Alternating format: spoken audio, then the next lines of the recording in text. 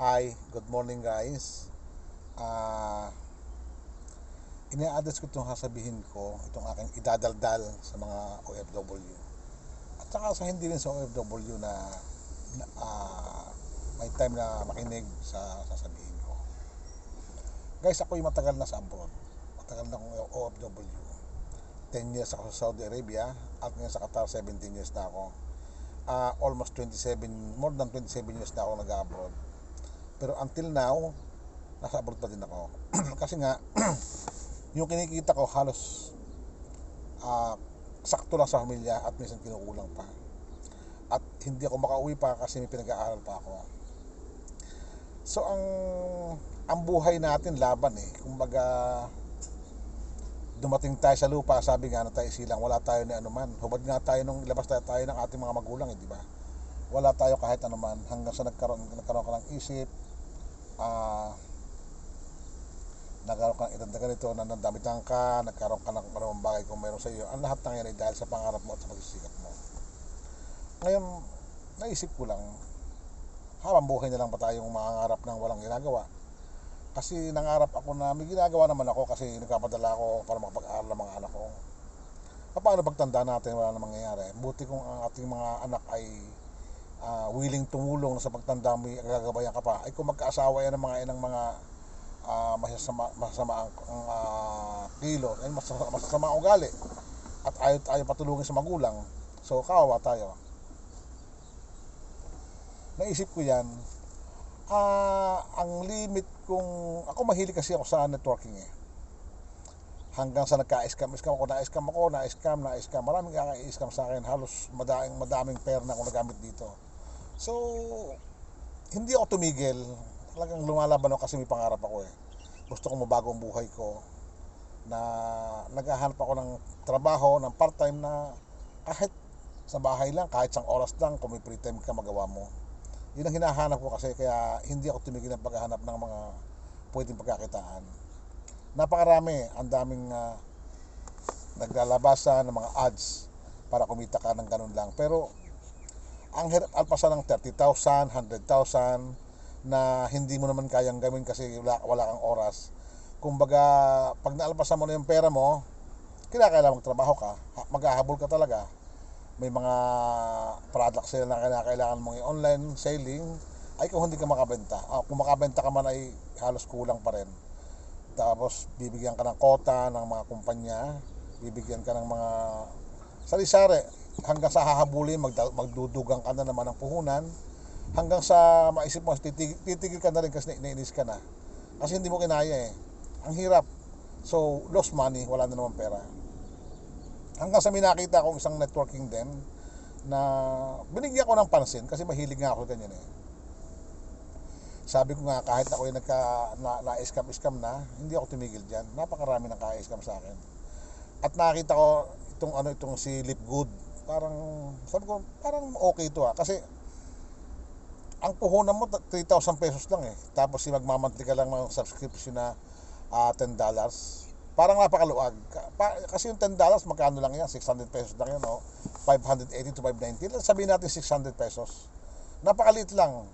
Kasi naman 3,000 ay may membership mo, parang kumain ka lang na masarap na may kasama kang kaibigan, birthday mo, whatever. Parang ganun lang. O parang nahulugan ka ng pera 3,000, hindi na masyadong masakit yon.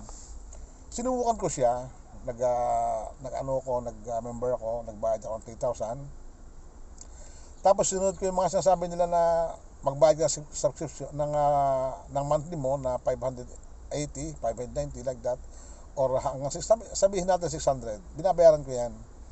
Ngayon 5 months na ako sa Lipgood. Nag-invite rin ako kasi sinubukan ko kung totoo yung mga invite na may kikitain ka. Meron talaga, meron. Kasi pag nag-invite ka sa 3,000, yun agad yung 50% eh. Automatic papasok sa wallet mo yun eh. So meron ka na agad na $25. Sabihin natin na meron ka 1,500 sa 3,000. So kung magsipag ka mag-invite, ganun din. Lalaki na lalaki at magra-rank up ka at mas lalong lalaki kita mo. Ang kasarapan kasi dito,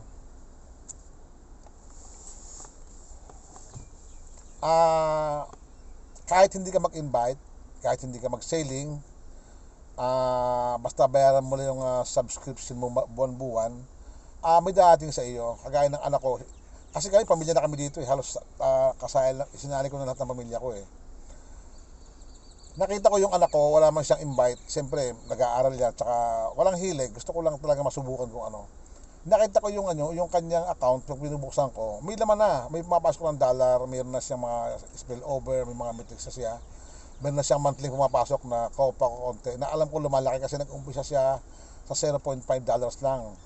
Tapos naging $1, naging $3.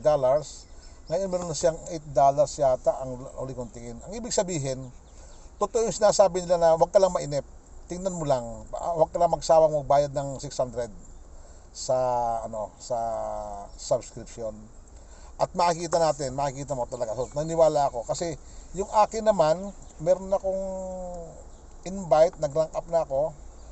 Meron na hindi makataasan pa ang rank ko dito. Pero nakita ko ang laki na pumapasok eh. Ang ibig sabihin, sa loob ng 2 taon, talagang pwede ka nang tumigil. Pwede ka nang tumigil sa bahay. Sabihin natin na sa loob ng 1 taon, mayroon kang pinakamababang kompetisyon na lamang 20,000 pesos na lamang monthly ang mapasok sa account mo. Na initaas ng taas monthly yan. Month after month na yan. Wala nang tigil yan. Hanggang sa tumaas yan, hanggang sa maabot mong 100,000 monthly. So ano pa hahanapin natin, di ba? So doon ko nakita yung pag-asa na parang makakaahon nga, di ba? Kasi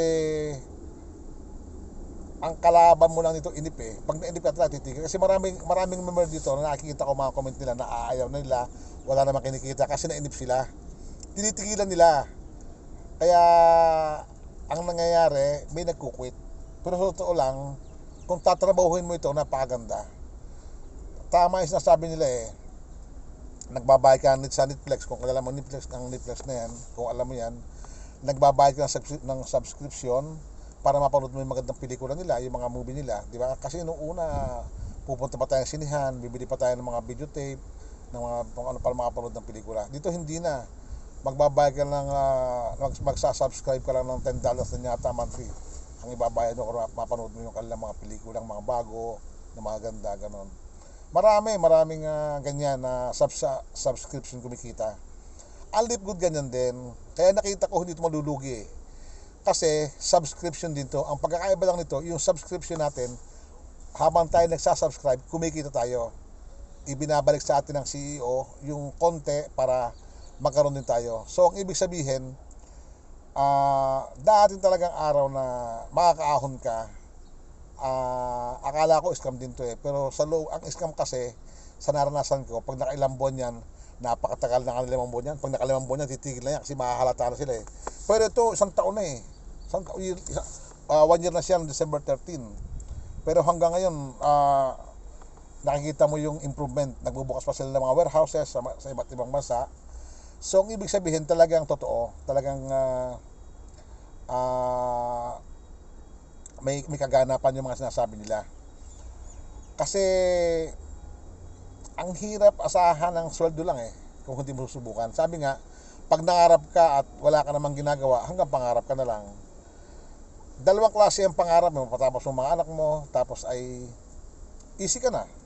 Ngayon, kung pagtanda mo, naisip mo ba na mayroon ka rin sariling buhay na kinakailangan mo namang maging masaya?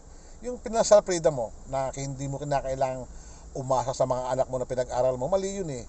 Mali yung mga ulang na ang nakaset sa utak ay yung yung pag nakatapos sa mga anak ko, maluwag na ako kasi tutulungan nila ako. Mali yun. Ang mga anak natin, pag pinag-aaral natin yan at nakatapos, bahala na sila. Magkatrabaho, mag-aasawa, magkakanya-kanyang pamilya na yan. So, awa na lang eh. Parang konsiderasyon nilang nabigyan ka ng mga anak mo. Ay magkakaanak din yung mga yan eh. Magpapaaral din yan. Hindi habang panahon tutulungan ka ng mga yan. Paano ka? So, ang ibig sabihin, yun ang unang pangarap, mapatapos ng mga anak. Pero ang isa pang pangarap na gusto rin nating mangyari, yung pagdating ng araw, sa halip na tayo binibigyan, nagbibigay pa tayo kahit matanda na tayo. Kasi ako nagbabayad ako ng SS. Pero kinakailangan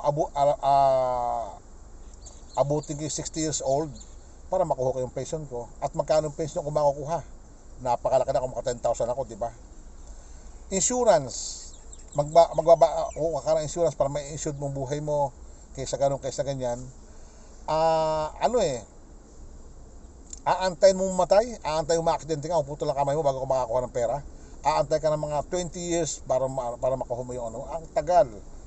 So, samantala sa Live Good, kung tatrabahuin mo ito, at kikita ka lang ng pinakamaliit na yung 100,000 isang buwan, month after month na hindi na matatapos yan. Di ba? Para nagsa-savings ka. Pag nag-savings ka ng time deposit, siyempre malaki-laki na kaunti ang kita niyan. Pero kapag withdraw mo siya, wala na, di ba? Ang aantay mo na lang yung interest niya na konti, halimbawa, parang kulang pa din at hindi umaangat. Samantalang sa Live Good, kung dito mo ilalagay yung konti mong savings, halimbawa, partihan mo, kung nagsasavings, partihan mo siya. Na pag nakapag-membership ka, magbayad ka ng 600 na subscription, monthly, na pagdating ng araw ay month after month, may dating na pera sa'yo kahit nakaupo ka na lang. Di ba ang sarap pakinggan? Ang sarap ng buhay ng ganon. Kaya kung kayo ay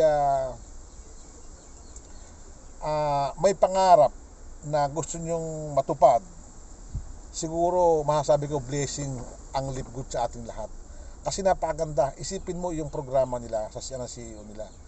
Yung profit income ng kumpanya, yung kita ng kumpanya, kung napakasipag mo at nag-rank up ka, inabot mo yung diamond, hahatian ka pa ng 2% kayo mga diamond. Diba? Yung profit kanya na yun pero hindi pa niya inangkin nag-share pa rin siya. Ganyan kaganda ang Live Good mga kabayan. Kaya ang akin sa inyo, kung kayo interesado, mag-comment kayo sa baba, mag-usap tayo. Tapos sabihin ko sa inyo, kung hindi naman, okay lang, basta ang sa akin, na-share ko lang ito kasi alam ko kailangan nyo rin to. Okay guys? Thank you.